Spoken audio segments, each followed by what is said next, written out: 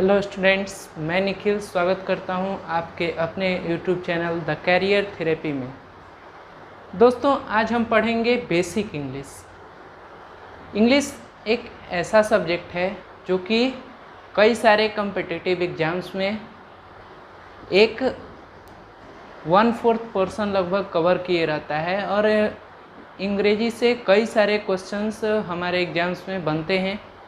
तो दोस्तों, आज हम इंग्लिश से स्टार्ट करते हैं और उसमें भी हम जीरो लेवल यानी बिल्कुल ही बेसिक से स्टार्ट करते हैं ताकि हम चीज़ों को बहुत ही आसानी से सीख पाएँ और अधिक से अधिक जानकारी प्राप्त कर सकें, ताकि आने वाले कॉम्पिटिटिव एग्ज़ाम्स में हमें किसी तरह की परेशानी ना हो। तो दोस्तों, जब इंग्लिश की बात करते हैं तो हमारे सामने इंग्लिश जो है वह एक लैंग्वेज के रूप में प्रदर्शित होता है। इंग्लिश क्या है? एक लैंग्वेज। तो दोस्तों, जो इंग्लिश एक लैंग्वेज है तो लैंग्वेज का मेन एम क्या होता है? लैंग्वेज होता क्या है? तो इंग्लिश की तरह ही बाकी सारी लैंग्वेजेस भी जो होती हैं वह लैंग्वेज क्या है? Language is a well structured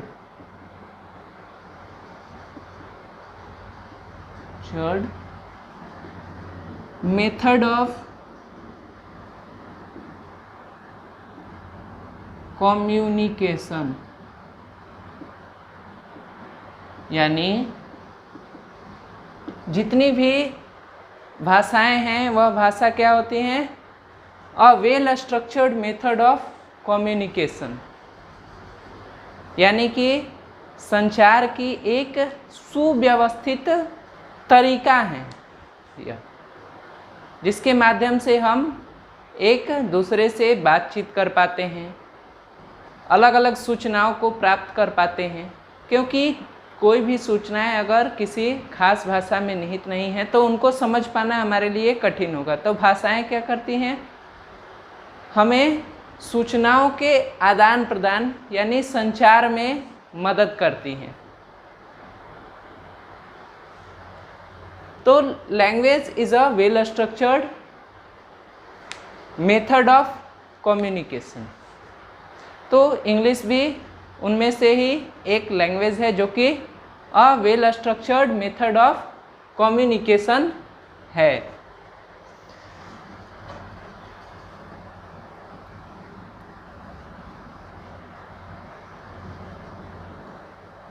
अब कोई भी लैंग्वेज है तो हम लैंग्वेज को दो तरह से व्यक्त कर सकते हैं। एक तो बोलकर और दूसरा उसे लिखकर व्यक्त कर सकते हैं। लैंग्वेज अगर कोई भी है तो उसे दो तरह से व्यक्त किया जा सकता है। एक वोकल यानी बोलकर और दूसरा राइटिंग लिखकर। तो भाषाओं को दो तरह से व्यक्त किया जा सकता है, बोलकर और लिखकर। दोस्तों, बोलने के लिए तो मुंह ही काफ़ी है, भगवान ने हमें एक वोकल कॉर्ड दिया है, लेकिन किसी भी भाषा को लिखकर व्यक्त करने के लिए हमें एक खास चीज़ की आवश्यकता होती है जिसको हम स्क्रिप्ट कहते हैं। Script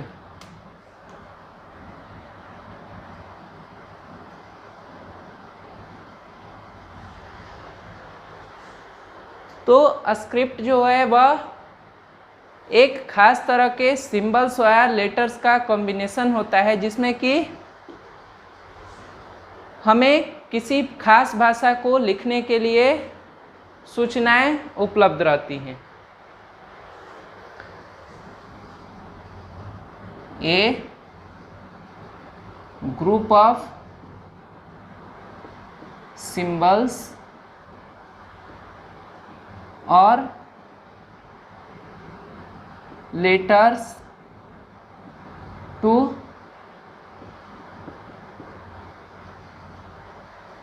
which help in expressing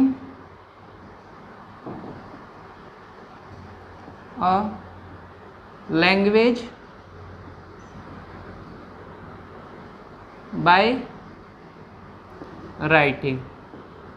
यानी कि किसी भाषा को अगर हमें लिखकर व्यक्त करना है तो उसके लिए हमें एक कॉम्बिनेशन ऑफ लेटर्स यानी अक्षर और संकेतों का खास समूह होता है जो कि हमें उस भाषा को लिखने में मदद करते हैं, और वही किसी खास भाषा के लिए एक खास स्क्रिप्ट कहलाता है। तो दोस्तों अलग अलग भाषाओं के लिए अलग अलग स्क्रिप्ट निर्धारित है और हर एक भाषा अलग अलग स्क्रिप्ट में ही लिखे जाते हैं। तो अंग्रेजी भाषा के लिए जो स्क्रिप्ट है वह है रोमन स्क्रिप्ट। अंग्रेजी भाषा के स्क्रिप्ट का नाम जो है वह है स्क्रिप्ट ऑफ इंग्लिश, जो है वह है रोमन। अंग्रेजी भाषा के स्क्रिप्ट का जो नाम है वह है रोमन स्क्रिप्ट।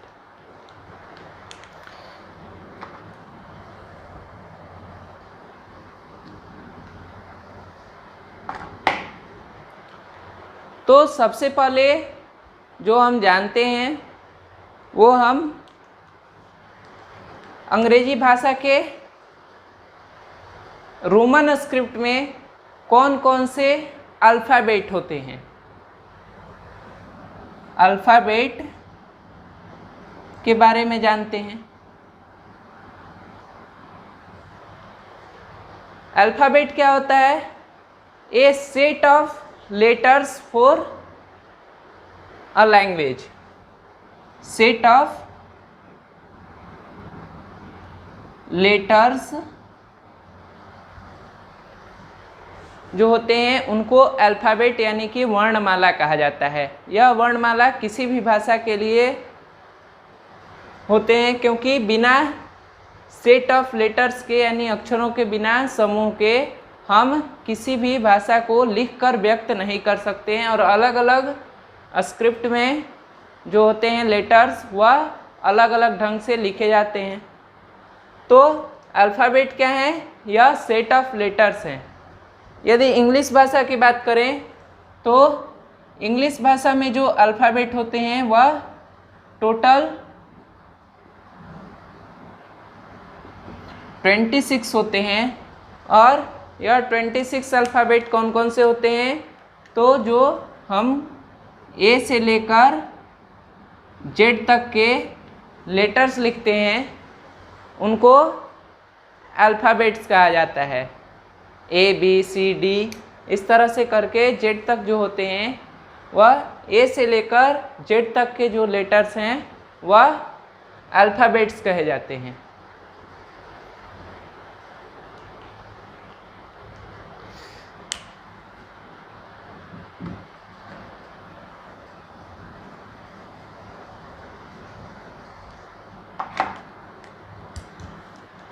अंग्रेजी भाषा में टोटल 26 लेटर्स हैं और इन 26 लेटर्स को हम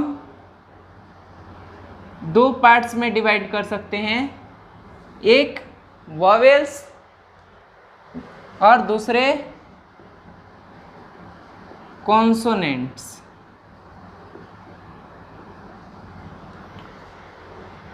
वॉवेल्स हमारे पास कौन कौन से हैं?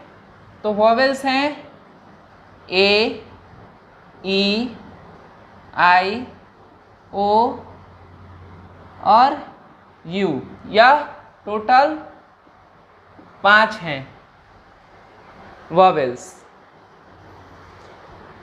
और दूसरे जो हैं कॉन्सोनेंट्स वह हैं इन 5 को छोड़कर बाकी के जितने भी लेटर्स हैं उनको कॉन्सोनेंट्स कहे जाते हैं, उनको कॉन्सोनेंट कहा जाता है। रिमेनिंग 21 लेटर्स जो हैं वह कॉन्सोनेंट्स कहे जाते हैं। इनके अलावा एक और भी ग्रुप है जिनको सेमी वॉवेल्स, यानी यह कभी कभी वॉवेल्स की तरह यूज होते हैं, इन्हें सेमी वॉवेल्स कहे जाते हैं। और सेमी वॉवेल्स में हमारे पास दो तरह के सेमी वॉवेल्स हैं, एक है W और दूसरा है Y। यह दो सेमी वॉवेल्स होते हैं, इनकी संख्या 2 है। इन्हें सेमी वॉवेल्स कहने का कारण क्या है कि यह कभी कभी वॉवेल्स की तरह यूज होते हैं और कभी कभी कॉन्सोनेंट्स की तरह। तो यह वॉवेल्स और कॉन्सोनेंट्स दोनों की तरह प्रयोग में लाए जाते हैं, इसीलिए इन्हें सेमी वॉवेल्स भी कहा जाता है।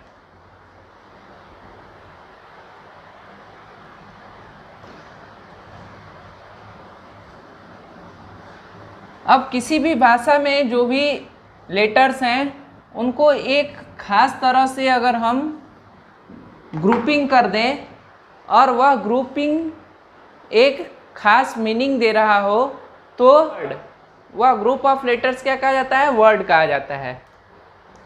वर्ड क्या होता है?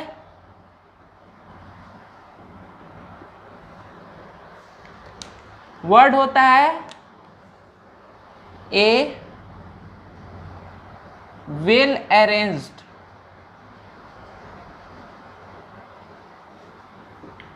group of letters that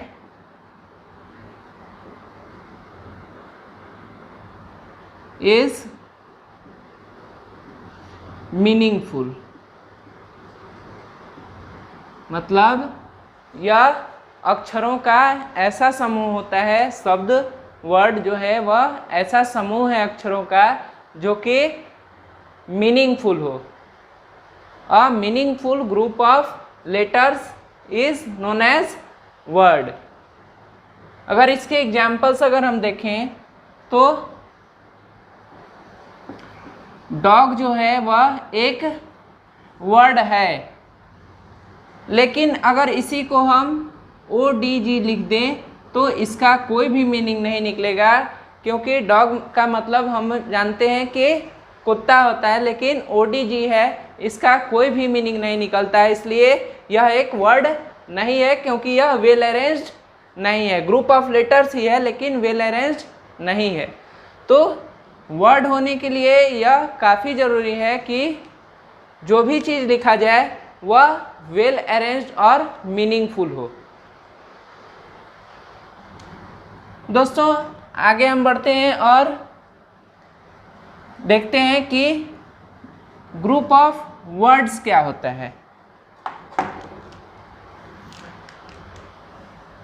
तो सेंटेंस की तरफ बढ़ते हैं हम, और सेंटेंस के बारे में अगर देखें तो सेंटेंस क्या है? A well arranged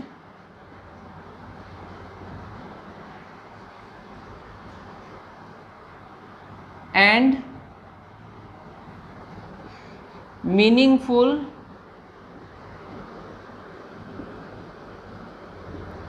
group of words,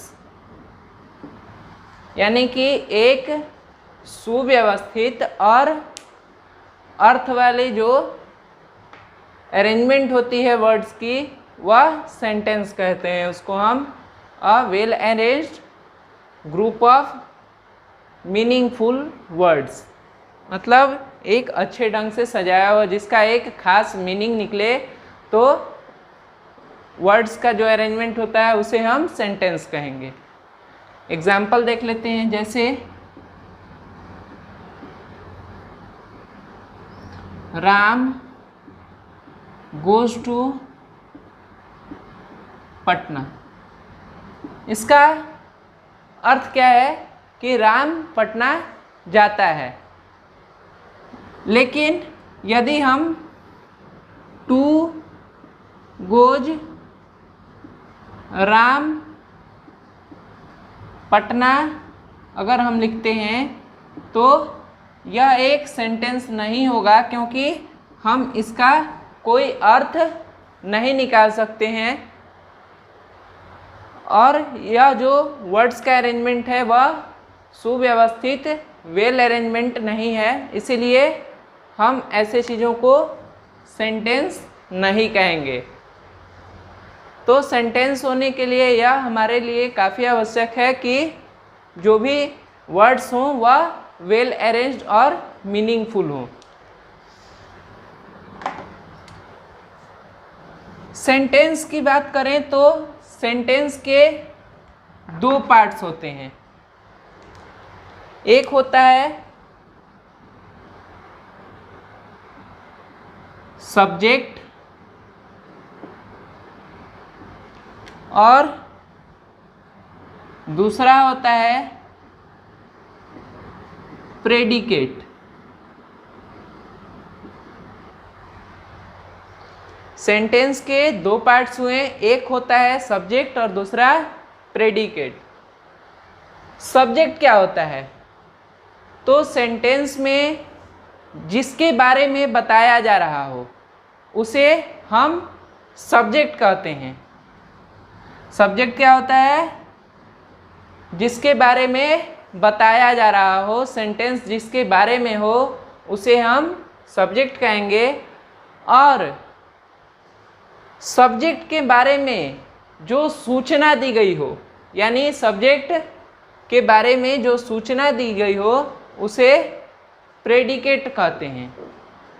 क्या सूचना है सब्जेक्ट के बारे में, सब्जेक्ट के बारे में क्या बताया जा रहा है, उस चीज़ को हम प्रेडिकेट कहेंगे।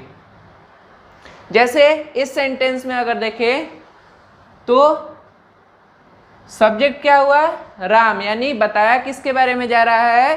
तो राम के बारे में। और क्या बताया जा रहा है? तो गोज टू पटना, यानी कि राम पटना जाता है। राम क्या करता है? यह प्रेडिकेट में बताया जा रहा है, यानी सब्जेक्ट क्या कर रहा है वह प्रेडिकेट में बताया जा रहा है, यानी राम क्या कर रहा है? तो पटना जाता है। राम क्या करता है? तो पटना जाता है। इस तरह का सब्जेक्ट और प्रेडिकेट जो हुए वह सेंटेंस के दो पार्ट्स हुए। सब्जेक्ट यानी कि जिसके बारे में बताया जा रहा हो, और प्रेडिकेट यानी कि जो जानकारी सब्जेक्ट के बारे में दी जा रही हो उसे प्रेडिकेट कहेंगे। किसी सेंटेंस में सब्जेक्ट्स की संख्या एक से अधिक भी हो सकती है, जैसे राम एंड श्याम, यह भी एक सब्जेक्ट हुआ। डे, यह भी डे का मतलब होता है वे, एक से अधिक लोगों के बारे में भी सब्जेक्ट हो सकता है क्यों। लेकिन प्रेडिकेट में अगर देखें तो प्रेडिकेट में तीन चीज़ें होती हैं, वर्ब, ऑब्जेक्ट और कुछ अदर वर्ड्स। प्रेडिकेट में वर्ब हो सकता है, ऑब्जेक्ट हो सकता है और कुछ अदर वर्ड्स भी हो सकते हैं। तो सेंटेंस का जो पूरा संरचना है वह subject plus verb plus object plus other words का कॉम्बिनेशन होता है सेंटेंस। तो दोस्तों आज के क्लास में बेसिक इंग्लिश में मैं इतना ही जानकारी दूंगा, और आगे के वीडियोस में हम टाइप्स ऑफ सेंटेंस और अलग अलग टॉपिक्स के बारे में अध्ययन करेंगे, और साथ साथ अलग अलग कॉम्पिटिटिव एग्जाम्स में पूछे गए क्वेश्चंस के बारे में भी जानेंगे। तो आगे और भी वीडियोस को प्राप्त करने के लिए चैनल को ज़रूर से ज़रूर सब्सक्राइब करें, लाइक करें और अपने दोस्तों और मित्रों और परिवार के सहयोगियों के बीच अधिक से अधिक चैनल को शेयर करें ताकि वह भी अच्छे ढंग से इंग्लिश को जान सकें। तो आज के वीडियो में इतना ही। धन्यवाद मित्रों, मिलते हैं अगले वीडियो में।